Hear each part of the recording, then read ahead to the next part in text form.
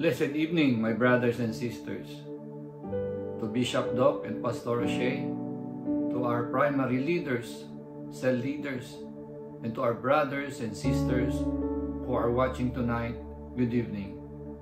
My name is Brother Alex Alvarez, one of the primary leaders of Bishop Doc Ambat.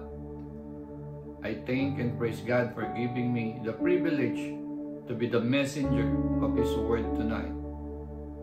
And before we start, let us all bow our head and pray. Our Father in heaven, Father God, we honor you, we adore you, we glorify you, Father God. Father God, we thank you, Lord, for gathering us tonight, O Lord, once again to learn your word, O Lord. I pray, Lord, that your presence be upon us tonight. Enlighten us, O Lord, with your word as we study it. We ask that the Holy Spirit will work to open our ears to hear and our hearts to receive your word. And as we receive your word, Lord, may you put it in our heart and transform us in your goodness. We love you, Father God, and we thank you. In Jesus' name, amen. Blessed evening again, my brethren, and welcome to our Bible study night. I hope that you will listen well and may God reveal His Word to all of us. Our lesson for tonight is the continuation of the lesson from the book of Peter. For the last 2 weeks, Sister Judith discussed regarding sanctification and regeneration from 1 Peter chapter 1 up to 1 Peter chapter 2 verse 3. And now I'm going to discuss from the book of Peter, from 1 Peter chapter 2 from verses 4 to 17. The first part of the two-part series, and it is all about adaptation. In 1 Peter chapter 2 verses 4 to 10, it says, "Coming to him as to a living stone, rejected indeed by men, but chosen by God and precious. You also, as living stones, are being built up in a spiritual house, a holy priesthood, to offer up spiritual sacrifices acceptable to God through Jesus Christ. Therefore, it is also contained in the scripture, Behold, I lay in Zion a chief cornerstone, elect, precious, and he who believes on him will by no means be put to shame. Therefore, to you who believe, he is precious. But to those who are disobedient, the stone which the builders rejected has become the chief cornerstone, and a stone of stumbling and a rock of offense. They stumble, being disobedient to the word, to which they also were appointed. But you are a chosen generation, a royal priesthood, a holy nation, His own special people, that you may proclaim the praises of Him who called you out of darkness into His marvelous light. Then, who once were not a people, but are now the people of God, who had not obtained mercy, but now have obtained mercy." My brothers and sisters, sometimes we make the mistake of saying, "Come to me." And sometimes churches say, "Come to us." But true Christianity says, "Come to Him." And that is how it all begins. The verb here translated "come" ought to be put into English as "keep on coming to Him." It is not just "come once." Come to Jesus is the secret of growing in the Christian life. One day He is coming to us and coming to take us. But to whom? Who is Jesus and what is He? In the pages of the Bible, 250 names and titles are given to Him. Here we are going to concentrate only on Jesus, the rock or cornerstone. You will never understand the cross unless you understand who Jesus is. Who do you say I am? And Peter said, you are the Son of the living God. And Jesus said, Peter, you are a rock, you are a stone. Here was something Jesus could build with and build on. 30 years later, Peter wrote this letter, and now he could call Jesus what Jesus had called him. Come to Him, that stone, that rock. This is one of the titles many people have given to Jesus right through the centuries. So why did Peter call Jesus a stone, a rock, when Jesus had called him the same so many years earlier? So let us go back to the Old Testament as Peter did to explain what he meant. There were certain texts in the Old Testament that had a kind of picture. God is a builder, and He wanted to build something on earth. In the Middle East, a builder used a lot of stones of all different shapes and sizes. But they begin to build by laying one stone, which is squared off and beautifully carved. They lay that at the bottom corner of the building. It holds everything else up. Then they lay another stone on top of that, on the corner, and then another smaller one. Then they take other stones of odd shapes and they build them against that. You see sometimes English cottages built like that, with a brick corner and then a flint infill. The stone that is vital to it all is the bottom one corner pillar reinforced concrete. 3.5 tons of steel went into the pillar to hold the whole thing. When I think of that, I thought of Jesus, the whole, resting on that solid corner, holding us all, protecting us, every one of us. Now this is the picture that Peter wants you to get hold of. We are looking at Jesus as a rock, someone you can build your life on, as somebody who is utterly solid and reliable, as a stone chosen by God, very precious, carefully laid. If I may put it reverently, He was laid into the womb of the Virgin Mary, and God was laying in Zion a cornerstone for people to build on. Peter is saying that you can do two things with Jesus. You can build on Him, or you can say, I can build without Him. You can either say, I'm going to build my life on Jesus. He is going to be the heart of it. It will all rest on Jesus. Everything I add to my life, I will rest on Him. Or you might say, I can build my own life. I can do without a cornerstone. I can manage my own affairs. The tragedy is that men and women are doing just this. The stone which the builders rejected. The politicians are not using Jesus to build a stable society for us and our children.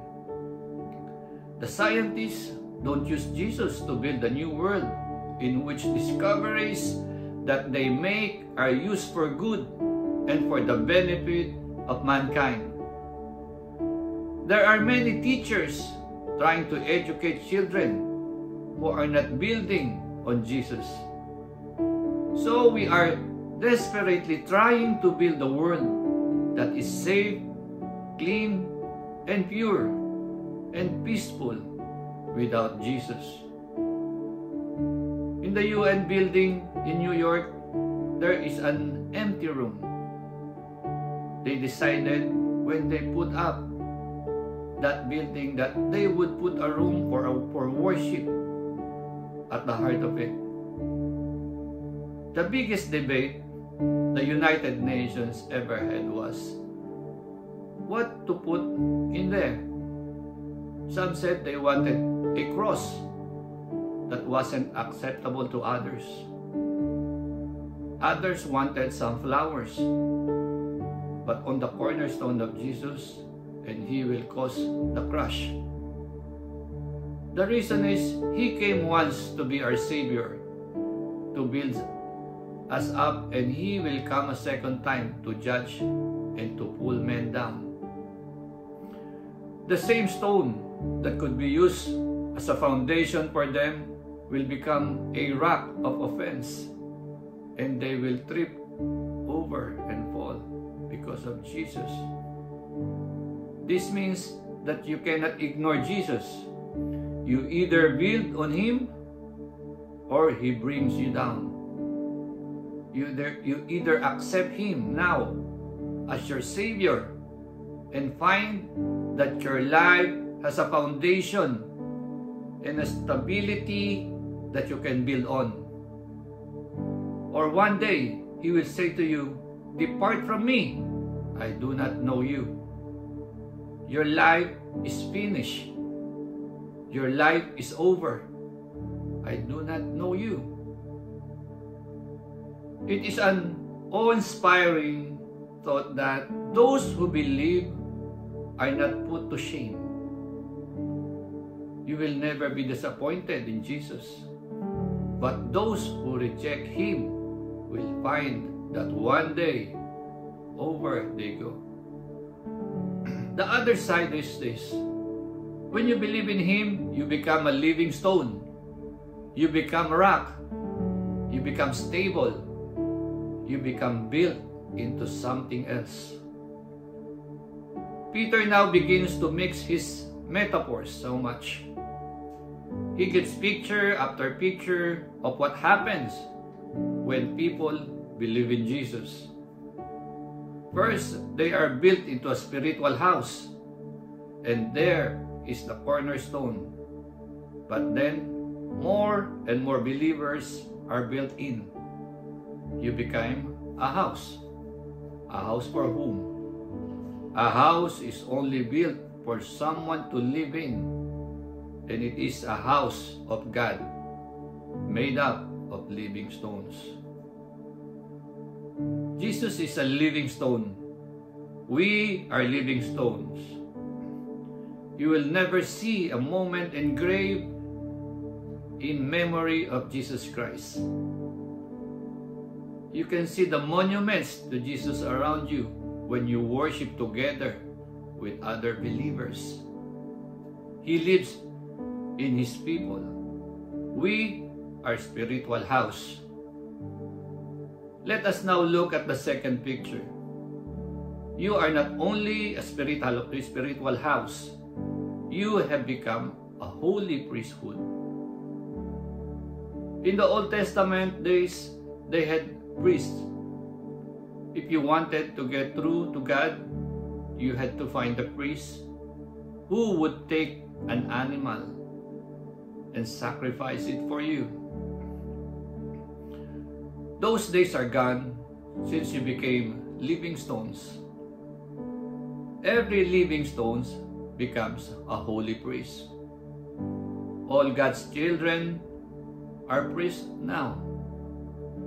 As soon as you start building on Jesus, the cornerstone, you become a holy priesthood. I don't need a priest to hear me confess my sins. I don't need a priest to get through to God for me. I can get straight through to God.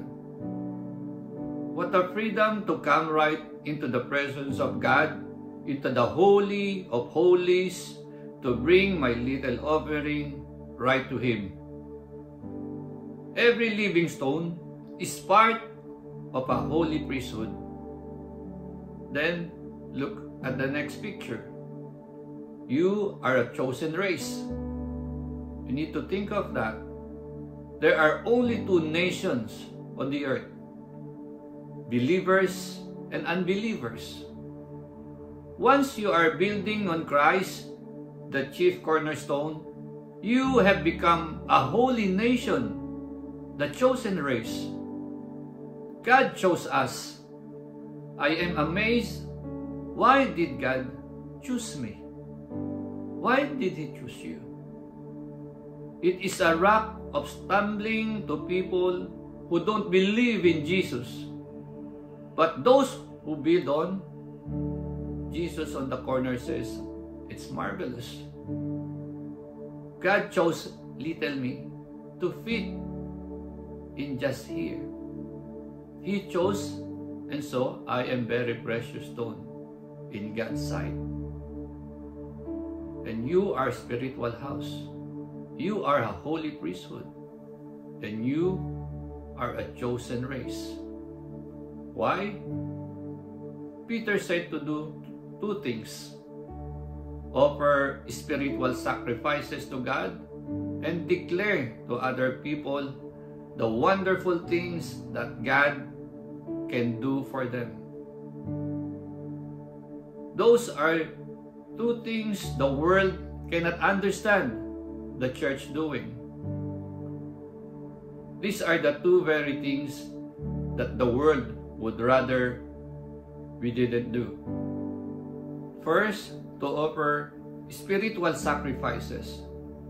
We are not holding services to give members a good time, but to give God a good time. We do not set out to entertain men, but to glorify God. When we are singing our hymns, we are offering spiritual sacrifices to God as His priests. The Word says you would do far more good if you went out and helped someone. They don't believe in God. They don't think God has feelings. They don't realize that God loves to listen to us. You are being built into Jesus so that you might offer spiritual sacrifices God wants to receive from you. We are to tell people three things. First, when Jesus is the foundation of your life, you step out of darkness into light. Second, you who were a nobody have become somebody. Third, you who had only received justice now receive mercy. We are told to go out and tell the world those three wonderful things. Darkness into light first. Do you know that before you became a Christian, you walked in mental darkness? You could not understand or see things. If somebody talked to you about the Bible, you would have said, I just don't see it. I can't see what you're getting at. But as a believer, you have stepped out of mental darkness into mental light. There was another sort of darkness you walked into, and that is moral darkness. By this, I mean you did not realize how bad you were. You couldn't see that either you were groping around in the shadows, doing things that are best done in the dark, things that you wouldn't have liked everybody else to know, thinking thoughts that you wouldn't have liked everybody to see. We once were in darkness, but the marvelous love of God lifted us out of the darkness, switched the light on, and we saw mentally and morally. We realized where we were, and the light showed us the way out. Tell them too that once you were no people, and now you are some people, His people. Isn't it marvelous to belong to God? Until you know Jesus, you are an orphan. You may marry another orphan and be very happy for a few years, but only until death us do us part. You may have a lot of friends who are also orphans, and you can hold either other for a time. But deep down you know that you are alone. You are going out into the unknown alone, and you will make the last journey of life alone. You who were nobody, no people, did not belong. It is a praise from the prophet Hosea. Hosea was told by God to go and marry a woman of the streets, and he did. There were 3 children born. The first one was his, and the second one was not his. Hosea called the second child not my people. God's message was, Hosea, I want you to get up and preach, and I want you to tell the people of Israel that they are not my people. I am not their father, and tell them to come back and be my people. They will listen to you because they have seen this life out in your own household, and they will understand. Hosea said this publicly, this little child's not mine, and you're not God's. Come back to Him and come to Him. We are to tell the world, you are no people. You don't belong to God. But come to Him. Come to Jesus, the living stone, and you will be God's people, a chosen race, a special people who He values and cherishes. The third thing we are to tell people is that outside of Christ, the only thing you can expect from God is justice. And in Christ, you can receive mercy. Justice is to get what I deserve. Mercy is to get what I don't deserve. People ask me questions that imply that God is unjust. I tell you that God is absolutely just. But who wants justice? Which of us is prepared to stand before God and say, God, all I ask is justice, and I know I will get to heaven. If it is justice that He is giving us, then it is hell for all of us. But when you come to Him, that living stone, you start building your own life on Him. what do you find? You receive mercy. You can have mercy from God. Christ took the cross so that you can receive mercy. God can be merciful to a sinner, and He is, as soon as that person asks for mercy. As soon as you come to Christ, that living stone, you get built in with other living stones into this holy priesthood, this chosen race, this spiritual house that is going to be a group of people who offer spiritual sacrifices to God and tell the world about light and about mercy and about belonging to God the Father.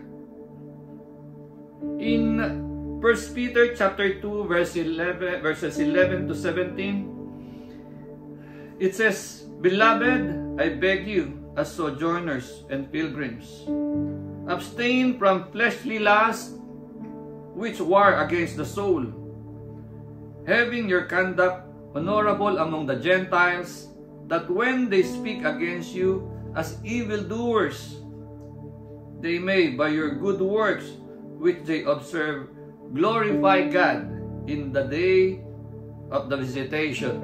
Verse 13, "Therefore submit yourselves to every ordinance of man for the Lord's sake, whether to the kings as supreme, or to the governors, to those who are sent by Him for the punishment of evildoers, and for the praise of those who do good. For this is the will of God, that by doing good you may put to silence the ignorance of foolish men." 16, "As free, yet not using liberty as a cloak for vice, but as bond servants of God. Honor all people, love the brotherhood, fear God, honor the king." My brothers and sisters, we have been looking at what God thinks about Christians. Now we are going to look at what people think about Christians. It is only important what God sees in us, but it is important what others think about us, and our behavior is going to decide regarding that one. I want to affirm two things. Firstly, the fact that I belong to a heavenly country must affect my private behavior. And the fact that I belong to an earthly country must change my public behavior. A Christian's behavior is in these two departments, private and public. It is because I am a citizen of glory and heaven that I must watch my private behavior. It is because I am a citizen of earth that I must watch my public behavior. Peter, writing to these Christians, speak first about their private behavior, and he calls them exiles and aliens. The word alien means someone who has come from another country, and the word exile means someone who is hoping to go back to their country. I am both, and so are you. If you are a believer, we are aliens because our life is from heaven. We have been born again of God, and our life belongs up there. We don't belong here. We are misfits. You discover that very quickly after you become a Christian. In your first few weeks and months as a Christian, you think everybody is going to be as thrilled and happy as you are, that you have been converted. Then you begin to find your friends dropping off, backsliding. You begin to find you are not as popular as you were, and you realize you are different, and they feel it. You are an alien, belong to another country. You also realize that you are an exile because that country more and more becomes the place that you are longing to go to. Which of us Christians wouldn't be off to heaven tomorrow if we got the chance? Wouldn't be wonderful if God told you you're coming to heaven tomorrow? We could hardly wait to tell everybody and say, you must come with us. We are exiles. We don't belong here. Our life comes from heaven, and we want to get back there with it as soon as we can. The Jews knew the meaning of those two words. For 2,000 years, they had been aliens and exiles wherever they have been. It is a fact that when you are different from others around you, you are much more likely to come under criticism. You are much more likely to have rumors started about yourself.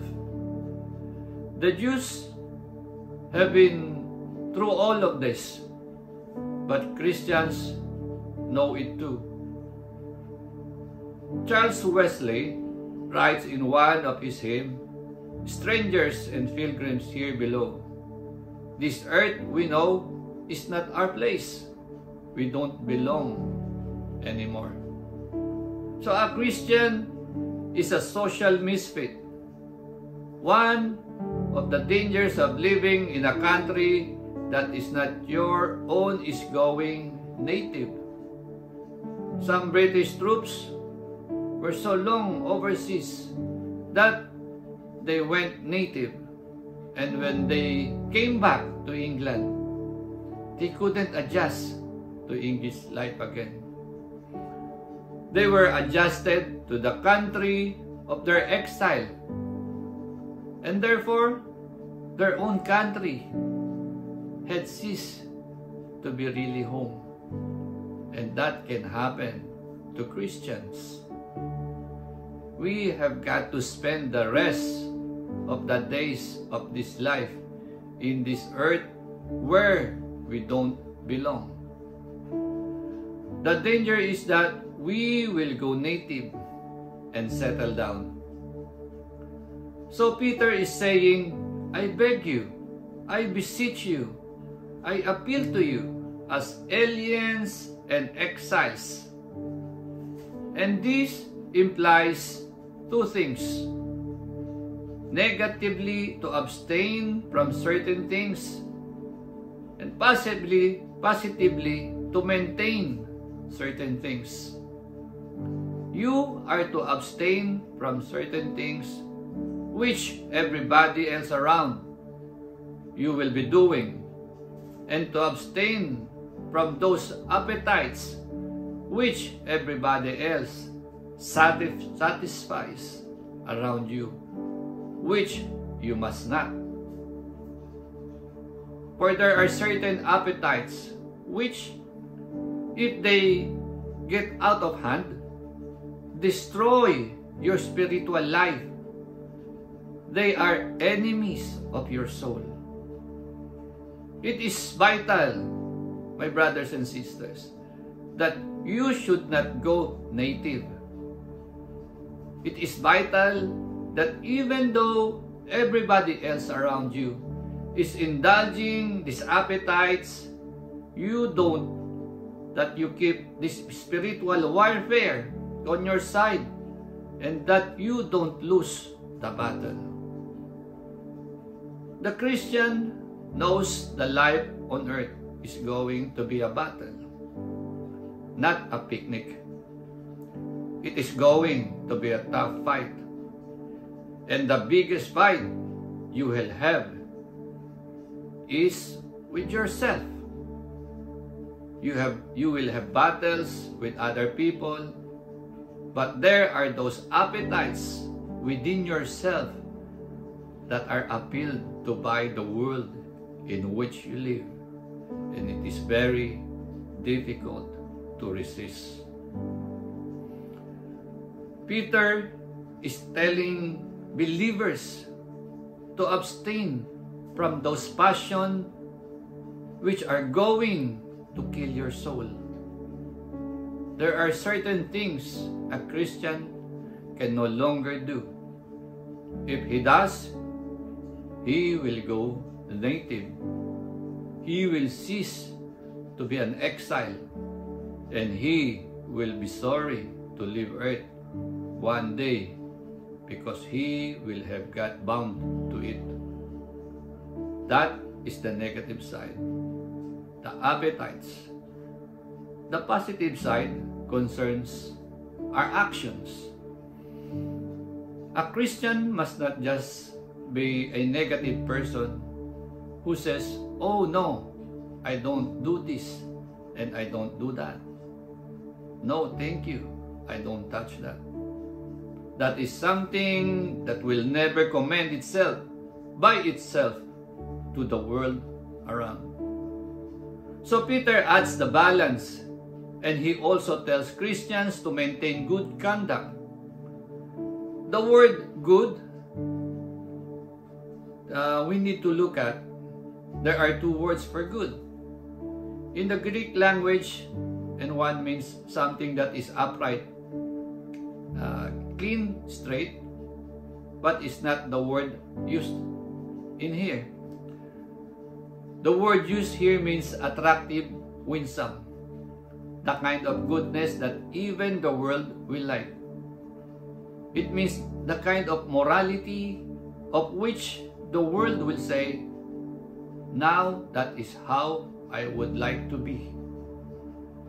You can have a negative abstaining from wrong things that puts the world off. A person who has a long list of what they never do and never touch. But unless that is balanced with maintaining attractive, winsome goodness, then the world is not going to come to Christ.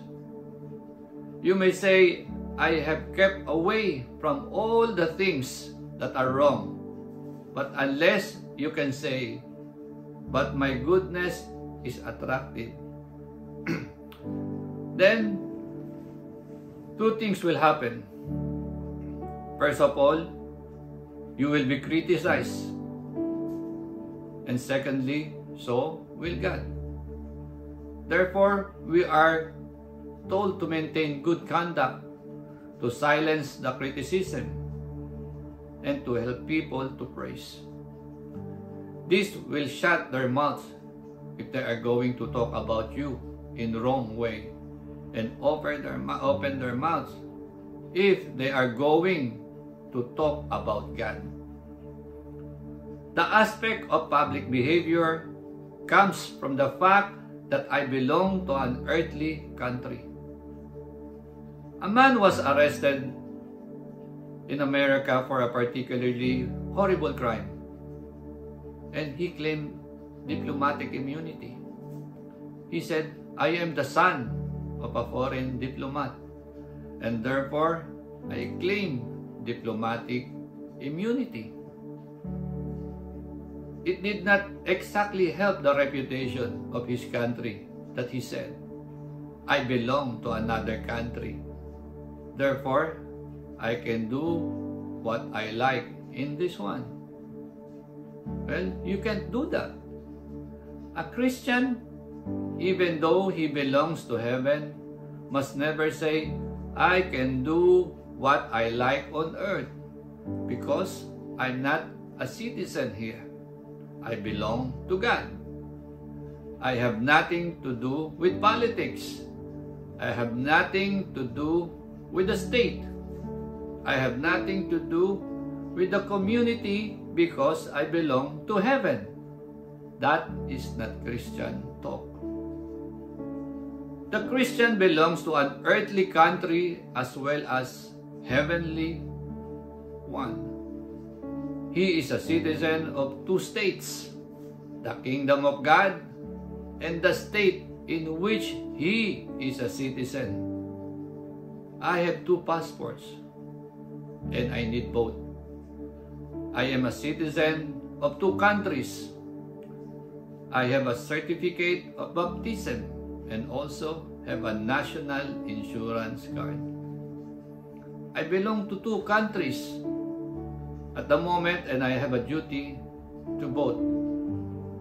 No Christian can make his heavenly citizenship an excuse for doing wrong down in here.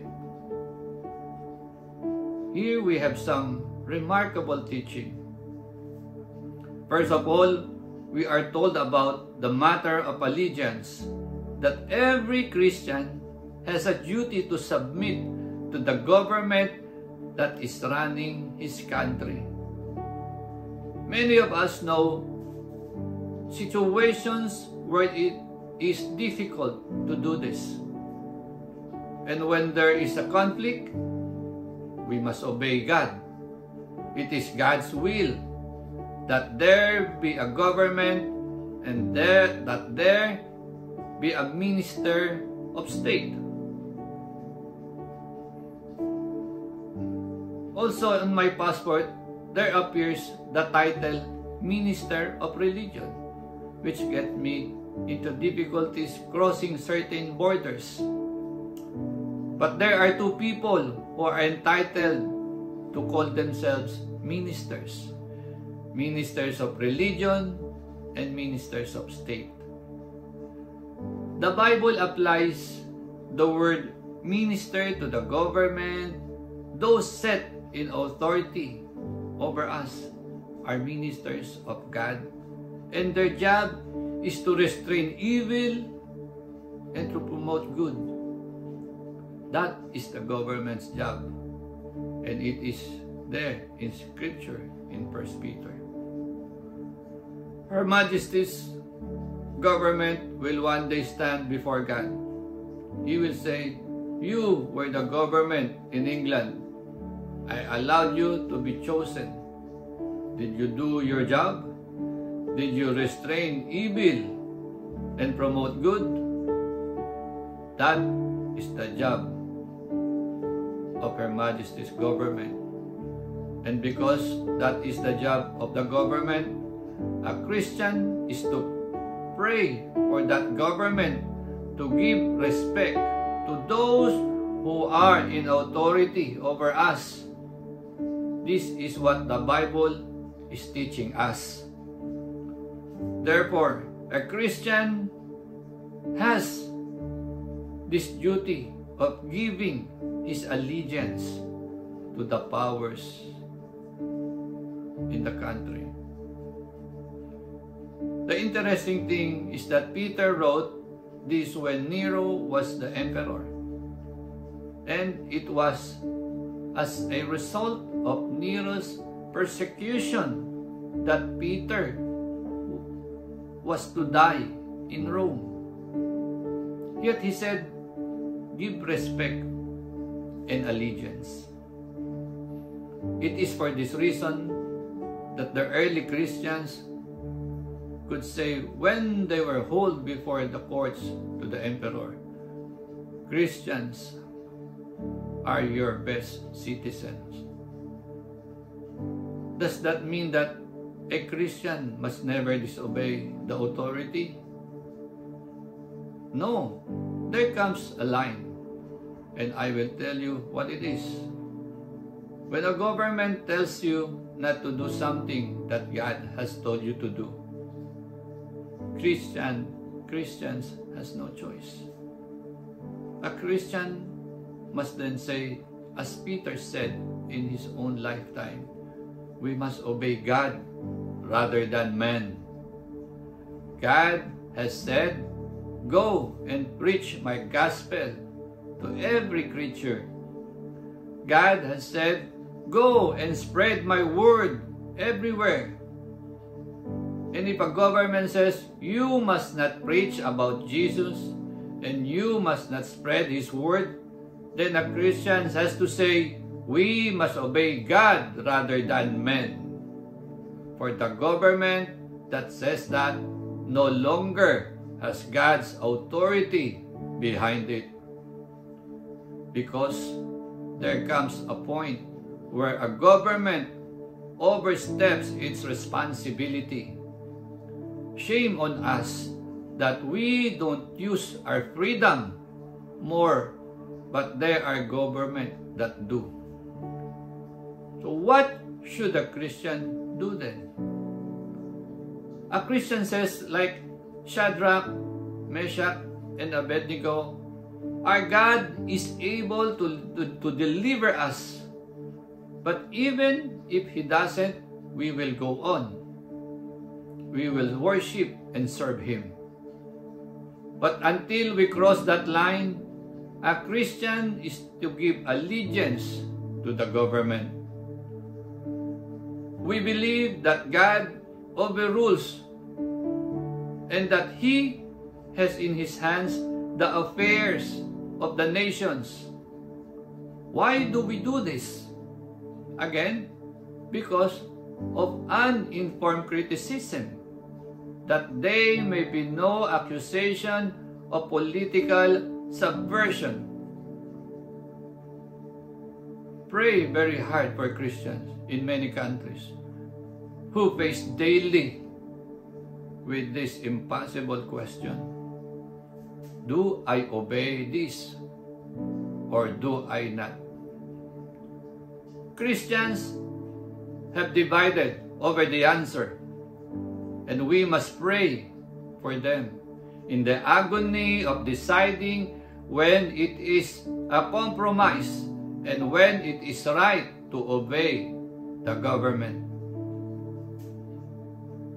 Finally, my brethren, our attitude is to be one of respect.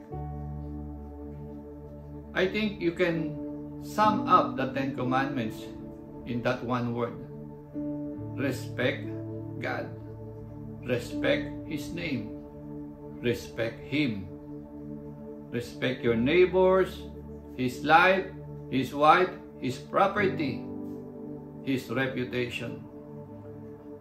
This is one of those things that is in very short supply today.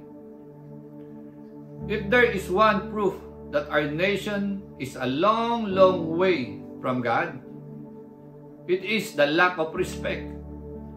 Respect for older people on the part of younger people, respect for younger people on the part of the older people.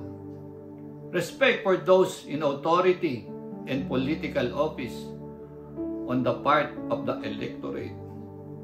Respect for the electorate on the part of those in authority. Indeed, the mass media seems to have got into the hands of those whose open aim is to destroy respect.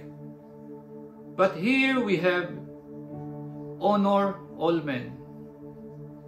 It does not matter whether someone is rich or poor, educated or simple, we need to honor him. He or she is made in the image of God. Honor all men. Love the brotherhood. Coming in from the wide circle of mankind, there is an even deeper respect that Christians have for one another. Love the brotherhood. Every Christian, wherever they are, must balance two responsibilities. They can neither be so earthly that they are no heavenly use, nor so heavenly minded that they are no earthly use. they must live in both countries, aliens and exiles, with a loyalty to God and to the government, and to see that respect is spread abroad in our land. As days pass, more knowledge is being acquired, and we should look for it and embrace new ways that the Lord has for us to serve Him and carry out His kingdom work here on earth. In all things, we should hold the Bible as our standard living, as we rely on the Holy Spirit to guide us into all truth about God, about glorifying God. Our Lord and Savior Jesus Christ says in John chapter 16, verse 13, He says, "But when He, the Spirit of truth, comes, He will guide you in all the truth. He will not speak on His own. He will speak only what He hears, and He will tell you what is yet to come." In conformity to the instructions from the Lord God Almighty, which we have as Scripture, we should develop the ability to change so as to fit a new specific use of situations in obedience to the command of God. My brothers and sisters, I hope you learned something from our lesson for tonight. And I hope that it goes to your heart and apply it. And now, let's bow our head and pray.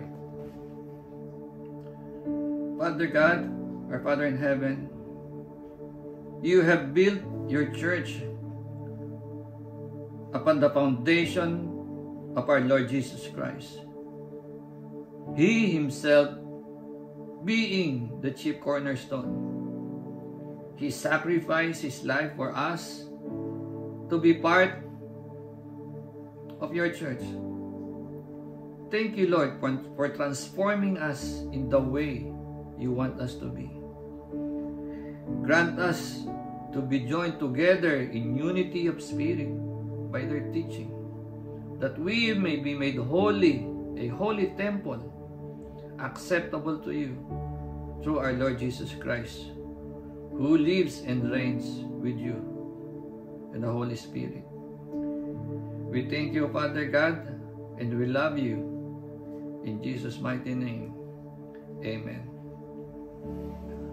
My brothers and sisters, thank you for watching our Bible study night. And I hope I'll see you again next week, next Wednesday, for the second part of this lesson. Thank you again, and good night, and God bless you all.